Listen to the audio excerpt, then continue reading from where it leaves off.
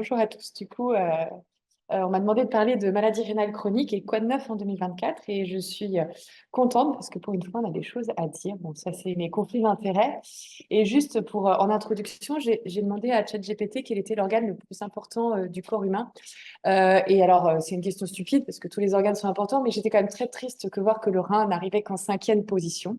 J'espère de vous montrer que la maladie rénale chronique, qui était, je pense, un peu oubliée, est aujourd'hui un organe qui est central, non seulement pour les fonctions que vous connaissez, c'est-à-dire l'élimination des déchets, la fonction endocrinienne ou la régulation acido-basique, mais le rein, c'est plus que ça, d'où l'importance de le protéger.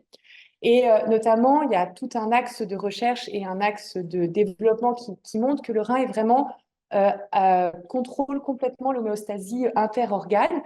Et sur cette diapo, vous avez quelques exemples du lien entre l'atteinte rénale et des atteintes d'organes.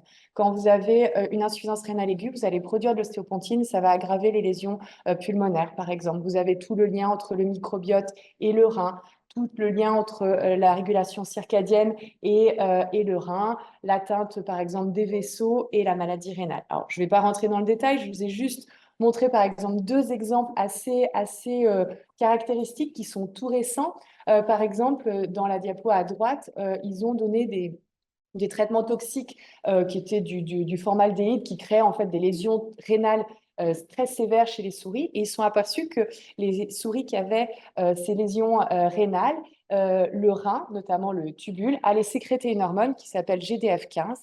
Et cette hormone GDF15, elle va être responsable de la perte d'appétit, de la perte de poids. Ça veut dire qu'en fait, la lésion rénale en soi, par des modifications hormonales, va créer une dénutrition. Et un autre exemple, quand le rein est atteint avec des lésions fibrotiques dans le rein va se mettre à sécréter plus, par exemple, d'activine A, et cette activine A va directement se lier au niveau musculaire et augmenter la sarcopénie et la dégradation musculaire. Voilà, alors il y a plein d'exemples, mais c'est juste pour vous dire que la maladie rénale chronique, quand le rein est détruit, il y a plein d'autres organes qui vont être atteints.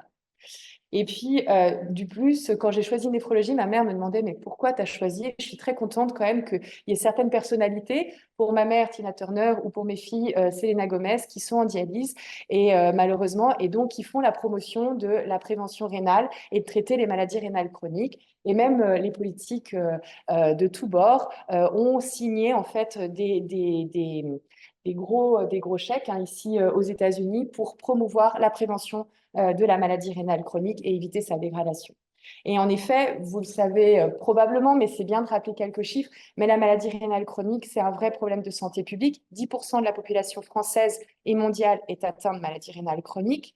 En France, on a 70 000 patients qui sont au stade terminal de la maladie rénale chronique et on estime qu'en 2040, ça sera la cinquième cause de mortalité avec une augmentation, une incidence qui explose à cause des maladies métaboliques, diabète, hypertension, qui sont les deux premières causes de maladies rénales chroniques.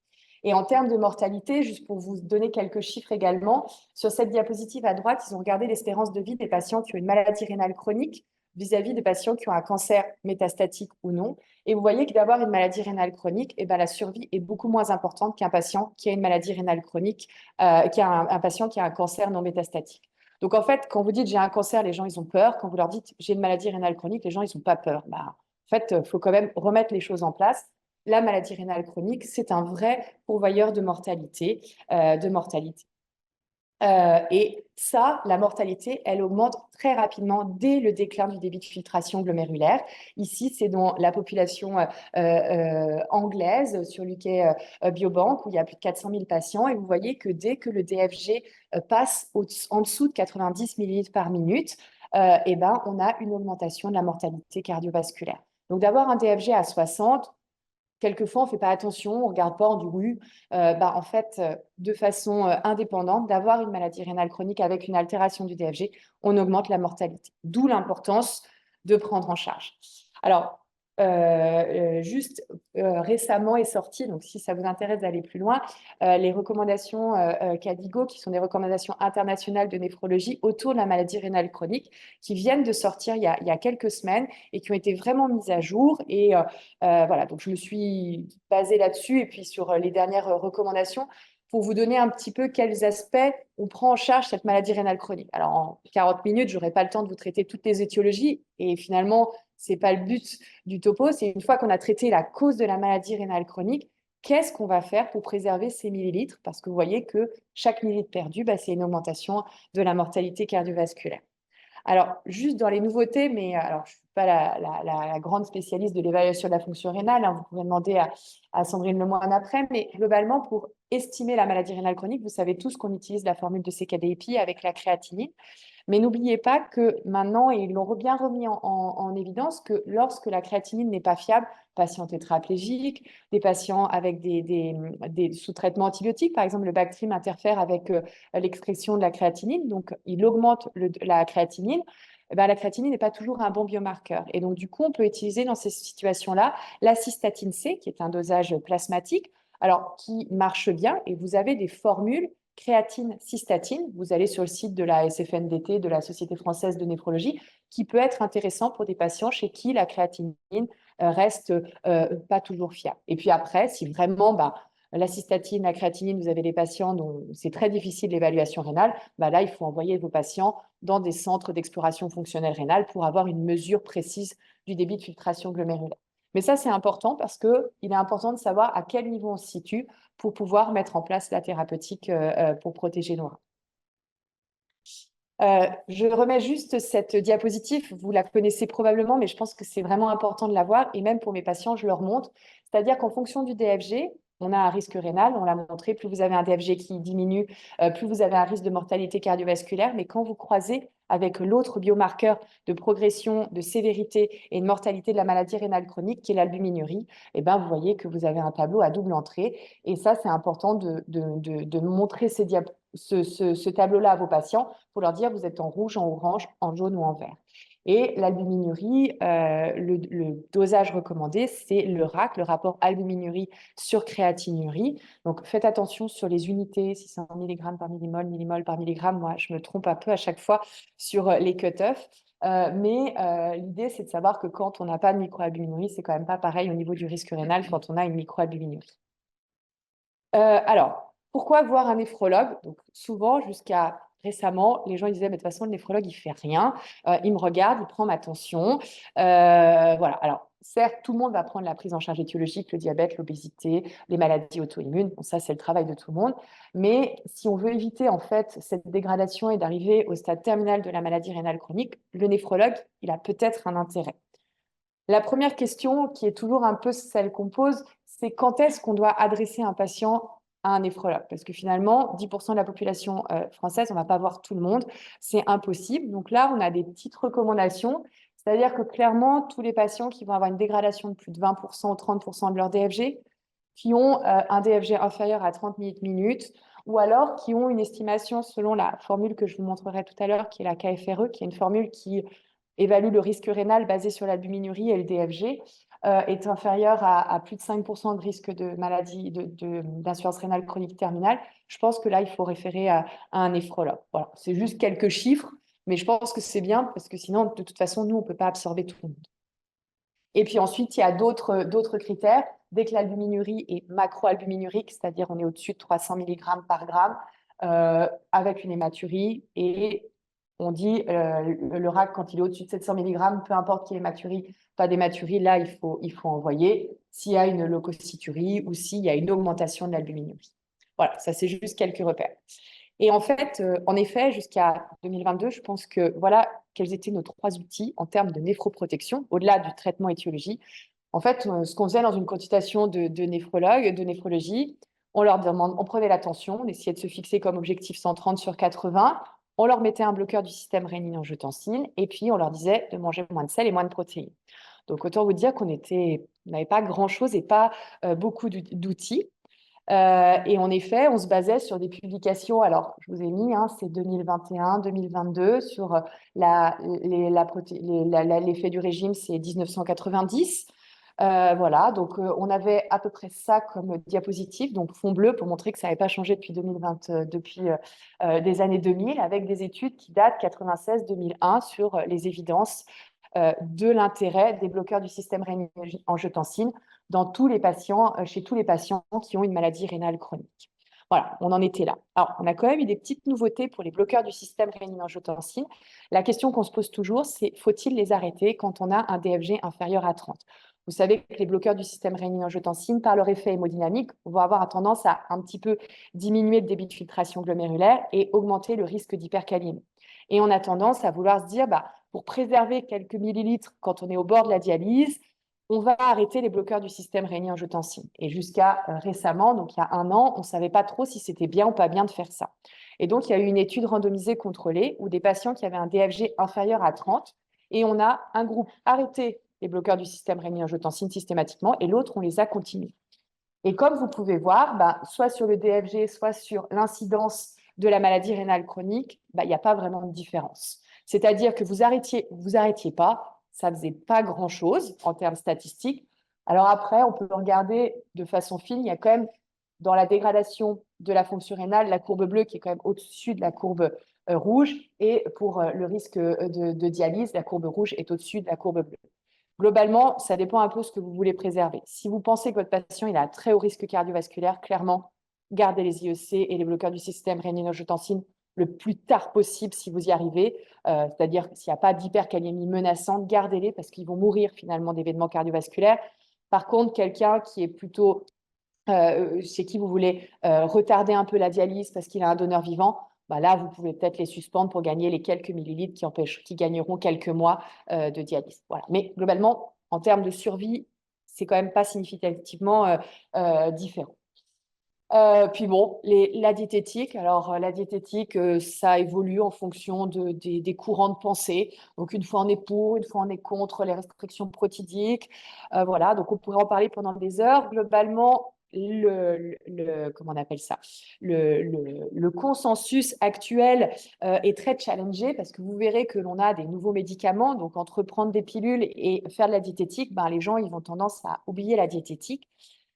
Le consensus actuel, si on peut en avoir un, parce que je pense qu'il n'y en a pas, c'est quand même globalement de proposer une alimentation plant-based diet, c'est-à-dire une alimentation type, on va dire, méditerranéenne, plutôt tendance végétarienne et pauvre en sel. Alors, il y aura des ayatollahs qui diront, plus vous baissez les apports en protidiques, meilleur c'est pour protéger la fonction rénale. Oui, c'est probablement vrai, mais en tout cas, ça ne fait pas consensus. Ce qui fait consensus, c'est quand même le plan de basette diet comme diététique à proposer chez vos patients. Et aussi, par exemple, dans cette cohorte, qui montrait bien que les patients qui avaient la diététique au niveau du panel le plus plan de basette diet étaient ceux qui dégradaient le moins leur fonction rénale.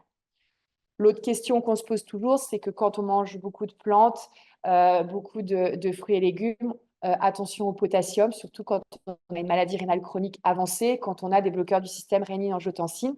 J'aimerais juste rassurer, et ça, c'est des données qu'on a de plus en plus, de fait que l'hypercalémie est quand même, il ne faut pas en avoir si peur que ça. Et surtout, le lien entre l'alimentation et l'hypercalémie, elle n'est pas si évidente que ça. Et par exemple, dans cette étude, on a pris des patients en hémodialyse où en fait le risque d'hypercalémie est le plus important. Et on retrouve la même chose pour les gens non en dialyse, mais le fait de manger beaucoup de plantes n'était pas associé à une augmentation significative de l'hypercalémie et surtout pas une augmentation du décès par hypercalémie.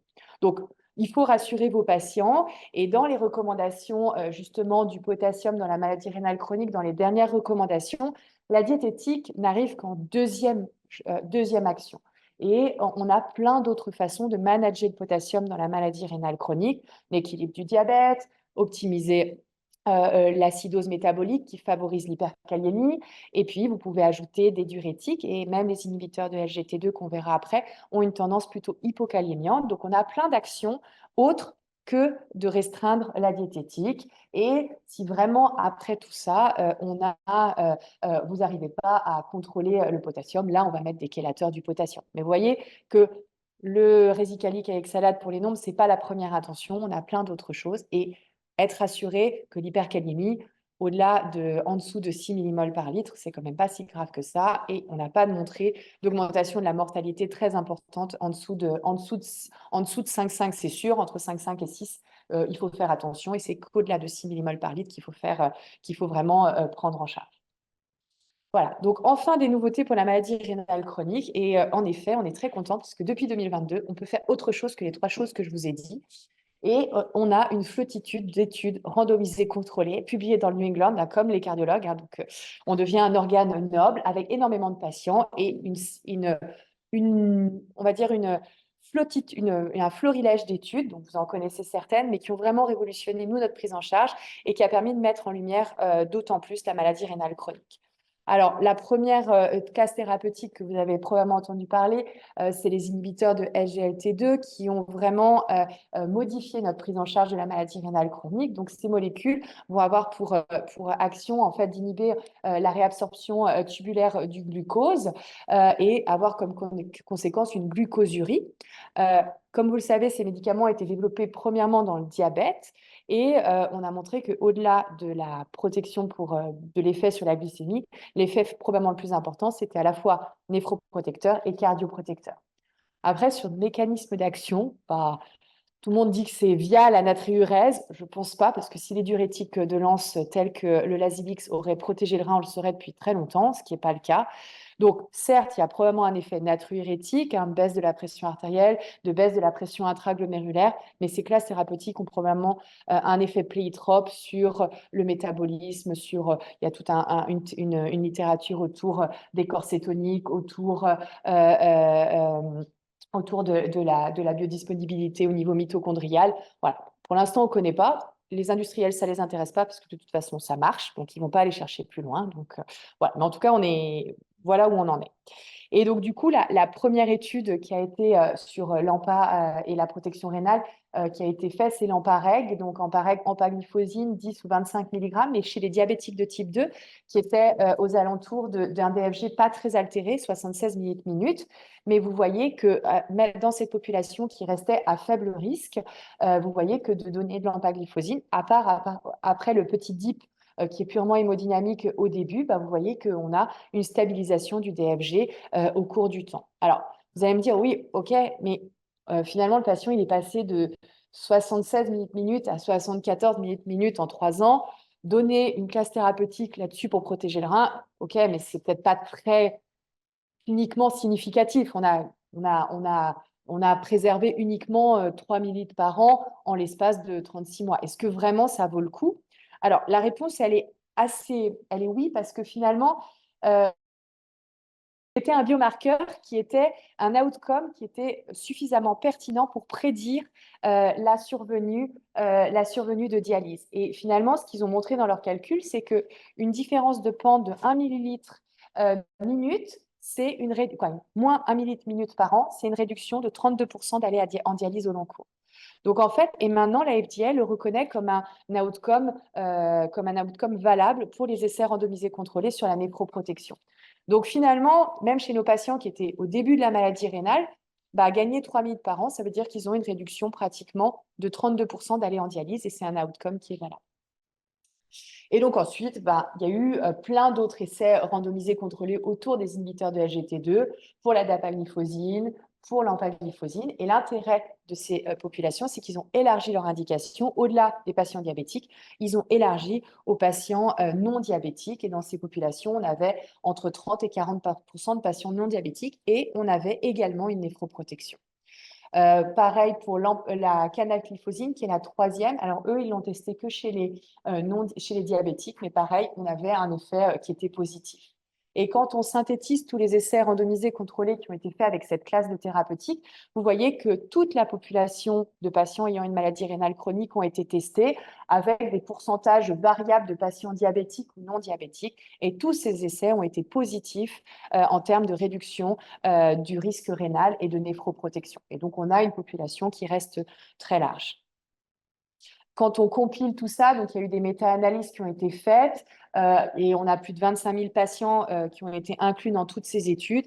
Et quand on compile tout, on voit bien que à gauche, on a un effet vraiment positif de ces classes thérapeutiques pour la réduction du risque de maladie rénale chronique, de progression de la maladie rénale chronique, d'arrivée en dialyse ou de mortalité. Et quand on regarde en bénéfice, alors ça, les patients, ils aiment bien, c'est-à-dire que combien de temps de rénal je vais avoir, et ben, du coup, finalement, on va gagner pratiquement le double, c'est-à-dire pratiquement, on va doubler sa survie rénale de 9 ans de survie rénale chez un patient qui arrive dans notre consultation, il va passer à 17 ans rénal. Donc, ça change quand même beaucoup de choses pour nous. En termes de safety, ces médicaments-là, les effets indésirables, ils sont vraiment très faibles. Globalement, ils sont extrêmement bien tolérés, que ce soit dans les essais randomisés contrôlés, mais dans notre pratique de tous les jours, où ça fait pratiquement 1 an et demi qu'on prescrit ça à tout le monde, j'ai eu très peu d'effets indésirables personnels et dans la littérature, ça l'est. Globalement, les risques que l'on voit, c'est le risque de mycose, surtout. C'est vraiment ça le risque principal. Il faut prévenir les patients, un traitement local, il n'y a pas besoin d'arrêter et ça passe bien. Le risque d'infection urinaire, il n'est pas significatif dans les études. Moi, j'en ai pas vu chez mes patients. Le risque d'hypotension, il n'y en a pas. Le risque il baisse de 4 mm de mercure, mais ce n'est pas significatif. Et le seul effet indésirable qui est là, mais qui est juste un effet, qui n'est pas un effet indésirable, mais juste un problème d'observation, c'est le risque d'acidocétose non hyperglycémique. Et ça, il faut éduquer vos équipes, en effet, parce que vu qu'on va pisser du sucre, quand vous êtes hachis, l'infirmière, elle va dire, bon, hachis, je fais l'acétone. Elle va y penser tout de suite. Par contre, là, si le patient est sous glyphosine et qu'il est en hachis, qu'il est en décompensation acido-acétosique, il aura toujours une fuite de glucose, donc il ne sera jamais hachis. Donc sa glycémie, elle sera aux alentours de 2,5-3 grammes.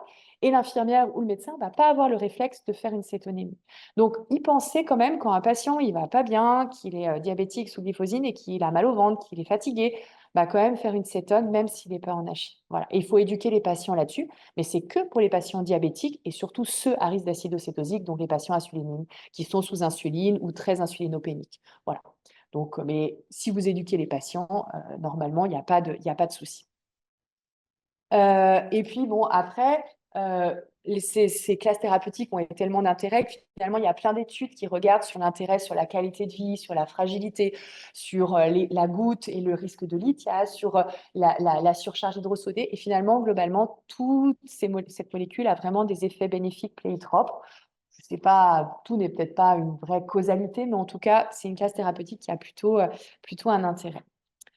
Et puis, quand on prend un peu la situation pratique, finalement, que l'on voit tous les jours, nous, en néphro, un patient qui a 50 ans, hypertendu, pas vraiment d'antécédents, qui a une insuffisance rénale qui est nue, parce qu'on sait qu'il a 152 créates, un DFG à 44, une protéinurie à 2 grammes, il a un petit peu d'hématurie. On lui a fait une biopsie, il n'y a pas grand-chose, il n'est pas diabétique. On lui a fait quand même un exome, parce que maintenant c'est à la mode dans la maladie rénale chronique, pour chercher s'il y avait un variant pathogène. On n'a rien trouvé, donc on ne sait pas vraiment quoi. Donc là, globalement, c'est ce qu'on a souvent. Et ben, aujourd'hui, on va lui proposer ce cocktail. Pression artérielle inférieure à 130 sur 80. Les recommandations disent, les nouvelles disent plutôt d'essayer de mettre les patients, si on peut, inférieurs à 120 sur 80. Globalement, c'est quand même un peu difficile. Règles diététiques, activité physique, bloqueur du système réninien-angiotensin et puis inhibiteur de la GT2 et puis le bilan cardiovasculaire. Et je vous parlais de la KFRE, qui est une formule qui a été faite pour estimer le risque rénal, et elle est sur Internet, vous pouvez aller la voir, et je trouve assez pédagogique, alors pas pour tout le monde, mais pour expliquer aux patients où il en est et pourquoi on fait tout ça. Et ici, par exemple, votre patient là, qui avait 50 ans, 2 grammes de protéinurie, 45 de DFG, finalement, il a 14% de chance d'arriver en dialyse dans les 5 ans. Et puis, si vous mettez, et donc là, vous pouvez cocher les petites cases. Si jamais on contrôle sa pression artérielle, il n'est plus qu'à 11%. Si vous lui mettez un bloqueur du système réninien-angiotensin, il n'est plus qu'à 10%. Si vous lui mettez un inhibiteur de la GT2, il n'est plus qu'à 7%. Et donc, ça peut expliquer aux patients pourquoi on va empiler les médicaments et comment on va faire pour améliorer sa fonction. Voilà. Juste pour les inhibiteurs de la GT2, j'en ai parlé, mais expliquer aux patients que la petite baisse du TFG qu'on va avoir, elle est purement hémodynamique et que c'est pas grave. Moi, je fais plus de contrôle à 1 mois parce que sinon on m'appelait et on les arrêtait.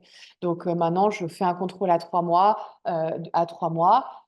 et globalement, on tolère 30% de réduction. Si c'est au-delà de 30%, c'est qu'il y a un problème et là, il faut faire un bilan pour rechercher une autre cause. Et c'est pas délétère du risque de la progression, ça n'a aucune significativité. Voilà, si vous voulez un peu plus, il y a eu un bon pratique qui a été publié dans Néphrologie et thérapeutique sur la prise en charge des inhibiteurs de SGT2, comment les faire, comment la guidelines. Je ne vais pas rentrer dans le détail, mais si vous voulez un petit peu plus, c'est en français et c'est assez facile à faire. Donc, quand on regarde la prise en charge, et ça, je pense que c'est la feuille que je mets dans toutes les salles de consultation pour la néphroprotection. Finalement, on en a parlé, bloqueur du système réninien-angiotensin, le contrôle de la tension, tout ce qui est mesures hygiéno-diététiques. Mais finalement, on peut peut-être faire un peu plus. Un peu plus Sur la pression artérielle, je vous l'ai dit, 120, c'est ce qui est recommandé, mais ils le disent bien pour les patients qui tolèrent. Les patients âgés, les patients avec une hypotension orthostatique, il ne faut quand même pas s'amuser à aller au-delà, en dessous de 120. Après, l'autre chose qui est recommandée maintenant, c'est quand même de ne pas oublier nos patients, ils sont extrêmement haut risque cardiovasculaire et de ne pas oublier qu'il faut mettre un antiagrégant, des statines assez rapidement. Et quand un patient il a un DFG en dessous de 30, l'objectif de LDL cholestérol, c'est 0,55 g par litre. Quand il est entre 30 et 60, eh ben, c'est 0,7 g par litre d'objectif de LDL en prévention primaire. Donc, nos patients doivent tous avoir en plus une statine. Si ce n'est pas la statine, bah, vite rajouter, s'il ne tolère pas à mettre de l'ézetimibe, et puis discuter s'il a une maladie cardiovasculaire, les anti-PCSK9, mais pour l'instant, nous, ça n'a pas l'indication aujourd'hui dans la maladie rénale chronique en prévention primaire. Ensuite, les anti-agrégants plaquettaires, quid, ils sont à très haut risque cardiovasculaire, est-ce qu'il faut en mettre? Nos recommandations disent qu'il faut le mettre, il faut le discuter pour nos patients qui sont à très haut risque. Et il y a une étude qui vient de sortir qui montre que probablement chez les patients pas très âgés, qui ont un DFG inférieur à 60, de mettre un antiagrégant plaquettaire, ça peut réduire le risque de mortalité cardiovasculaire. Voilà. Il n'y avait pas de différence entre le risque de saignement entre les deux populations, mais c'était des patients qui étaient assez jeunes. Donc, peut-être que chez les patients très âgés, c'est à prendre en considération. Mais globalement, vous voyez que nos patients, statine, antiagrégant plaquettaire, il faut bien le discuter. Et puis, bloqueur du système rénine-angiotensin, inhibiteur de SGT2 chez tout le monde. Voilà. Mais bon, quand même, vos patients, soit ils la voient le verre à moitié plein, le voient à moitié vide. Docteur, j'ai quand même 7% de chance d'aller encore en dialyse. Est-ce que vous ne pouvez pas faire quelque chose de plus? Alors aujourd'hui, pour la maladie rénale chronique sans diabète, aujourd'hui, on n'a rien d'autre à proposer aujourd'hui qui est l'AMM. Par contre, s'il est diabétique, on peut lui proposer plus. Et en effet, il y a deux classes de thérapeutiques qui sont en train d'être développées. Donc, toutes n'ont pas encore l'AMM. Donc, il y a les nouveaux agonistes des minéralocorticoïdes et puis les analogues de GLP-1 qui vont faire partie dans les prochains mois et les prochaines années comme le gold standard et le traitement de fond de tous les patients diabétiques ayant une maladie rénale chronique. Et ces médicaments sont en cours de développement chez les patients non diabétiques pour voir s'il y a un effet aussi néphroprotecteur, mais on n'a pas de données actuellement. Voilà, donc pour les nouveaux antagonistes des minéralocorticoïdes, vous connaissez la spironolactone, les plérénones qui ont montré un intérêt dans l'insuffisance cardiaque. Mais il y a ce problème de ces médicaments-là, c'est qu'ils ne sont pas toujours très bien tolérés, un risque d'hypercalémie majeure et du coup, et surtout, on n'avait aucune information sur son rôle néphroprotecteur. Et puis, il y a une nouvelle classe donc, qui est sortie, qui est la finérénone, qui est une classe qui est beaucoup plus, qui a une demi-vie un petit peu plus courte, mais surtout qui n'a pas de métabolite actif et donc qui est mieux tolérée et qui a un risque moins important d'hyperkaliémie. Et du coup, cette molécule a été testée dans des populations ayant une maladie rénale chronique diabétique, large spectre, et les essais étaient concluants avec une diminution du risque de maladie rénale chronique et de progression et de mortalité cardiovasculaire. Alors, par contre, ils étaient testés sans inhibiteur de SGT2, puisque les deux études étaient en parallèle. Donc aujourd'hui, je n'ai pas de données pour dire si chez le diabétique, il faut d'abord mettre ça ou d'abord mettre un inhibiteur de SGT2. Alors, en France, c'est simple, parce que vu que nos autorités n'ont pas autorisé encore la prescription de ce médicament, on n'a pas le choix et on met les inhibiteurs de SGT2 en premier. La question est, est-ce qu'il faut le rajouter ou switcher? Je n'ai pas la réponse. Je dirais tendance que aujourd'hui, moi, je le mettrais en deuxième intention chez les patients chez qui on a toujours une microalbuminurie, qui n'ont pas de problème de potassium, et chez les diabétiques en deuxième intention, après que j'ai tout fait le reste. Voilà, en tout cas, la pratique que l'on a, et c'est un petit peu ce que nos recommandations internationales disent. Normalement, on devrait avoir le droit de prescrire en fin d'année, mais pour l'instant, on n'a pas de prix. Et puis, l'autre classe thérapeutique, c'est les analogues de GLP-1. Donc, vous les connaissez tous sur l'effet diabétique, sur l'effet de l'obésité. Et puis, donc, l'étude de FLOW qui avait comme impact la progression de la maladie rénale chronique. Donc, l'étude, elle a fait 3 ans, ça fait 5 ans qu'elle est là. Et du coup, on a eu le early stop au mois d'octobre pour dire qu'il y avait un effet bénéfique de cette classe thérapeutique. Donc, c'était le sémaglutide qui était testé. Le communiqué de presse dit que ça fait une réduction de 24% et on aura les résultats et la publication qui sera dans 2 semaines présentée au congrès de néphrologie européen. Donc, voilà, globalement, pour l'instant, on a 3 classes thérapeutiques chez la néphropathie diabétique qui est inhibiteur de GT2, finérénone, analogue de GLP-1. Aujourd'hui, je n'ai pas de réponse sur qu'est-ce qu'il va falloir mettre en premier, chez qui vraiment commencer et quel cocktail. Voici un petit peu le résumé finalement de là où ça semble être le plus efficace, qu'on a un BMI supérieur à 30, peut-être les analogues de GLP-1 en première intention, les inhibiteurs de LGT2 pour les patients qui sont à très haut risque cardiovasculaire et à progression rénale. Voilà, pour l'instant, c'est un peu difficile de hiérarchiser. Peut-être qu'on arrivera comme les cardiologues à mettre tout en même temps, au même moment, mais on n'a pas encore ces évidences. Voilà, et puis quand même, peut-être que dans 2 ans, on a plein de nouvelles molécules qui arrivent. On a des analogues au niveau des récepteurs de l'endothéline, on a des anti-TGF-bêta, on a des antioxydants. Il y a plein de nouvelles classes thérapeutiques qui sont en phase 2 ou phase 3 et qui vont probablement s'empiler pour protéger nos reins. Donc, si j'avance sur les points clés, voilà aujourd'hui ce qu'on arrive à faire. Et je trouve que c'est bien, parce que quand j'ai commencé la néphrologie, ben, c'était un peu désespérant. Puis maintenant, on a plein de nouvelles classes. La contrôle de la tension artérielle, les bloqueurs du système rénine-angiotensine, les inhibiteurs de SGT2, les analogues de GLP-1, qui font qu'on espère qu'on va vraiment ralentir la progression de la maladie rénale chronique, puisque pour à tout prix que les patients n'arrivent pas au stade de dialyse, qui en termes de coût pour la santé publique et en termes de qualité de vie et de mortalité pour les patients est assez dramatique. Et puis juste pour vous dire, c'est que le gouvernement français, alors je vous ai montré Trump au début, mais le gouvernement français, il a quand même fait il nous a aidés en fait par rapport à ça. Et aujourd'hui, on est la seule pathologie actuellement où on n'est plus payé pour les patients qui ont une maladie rénale chronique de stade 4-5, donc en dessous d'un DFG en dessous de 30, où on est payé à l'acte, on est payé au forfait. Donc, payé au forfait, qu'est-ce que ça veut dire? Ça veut dire que pour tout patient qui a un DFG inférieur à 30 et qu'il ait une consultation de néphrologie dans l'année, une consultation avec 2 paramédicaux, donc souvent une diète, une infirmière, mais ça peut être une infirmière, une psychologue, une assistante sociale, on reçoit une somme d'argent, l'hôpital reçoit une somme d'argent pour ces patients. Donc, du coup, ça permet d'avoir une certaine liberté sur le nombre de consultations que l'on peut faire. Et globalement, le forfait, il est assez avantageux puisque c'est l'équivalent de 450 € pour un patient de stade 4 et de 600 € pour un patient de stade 5. Donc, vous voyez que le nombre de consultations que vous pouvez proposer à vos patients est assez significatif. Et donc, grâce à ça, on espère faire rentrer le patient dans ce qu'on appelle le parcours MRC pour qu'il ait toutes ces consultations systématiques pour vraiment mettre en place la néphroprotection qui paraît pas de la thérapeutique extrêmement sophistiquée, mais qui rend vraiment le service. Et chaque millilitre que vous allez faire gagner à vos patients, c'est vraiment très important, très important. Et voilà, par exemple, le parcours. Alors moi, j'appelle ça le parcours VIP pour mes patients. Et du coup, ils sont dans ce parcours-là, on les chouchoute, ils ont leurs rendez-vous qui sont pris, ils ont des étiquettes de couleurs différentes. Enfin bon, plein de choses pour vraiment leur montrer qu'on prend en charge leurs reins.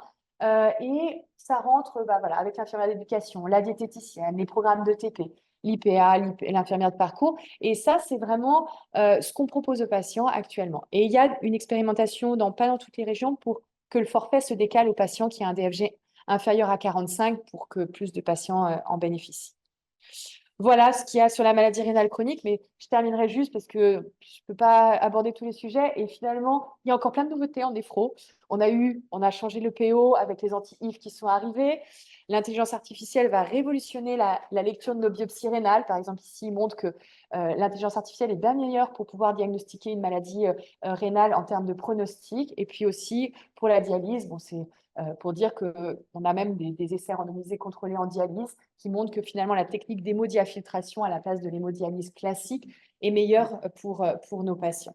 Donc la néphrologie bouge, on a plein de nouveautés, mais en tout cas l'essentiel c'est qu'il faut mettre en place pour la néphroprotection. Et donc du coup, je vous remercie tous et puis s'il y a des questions.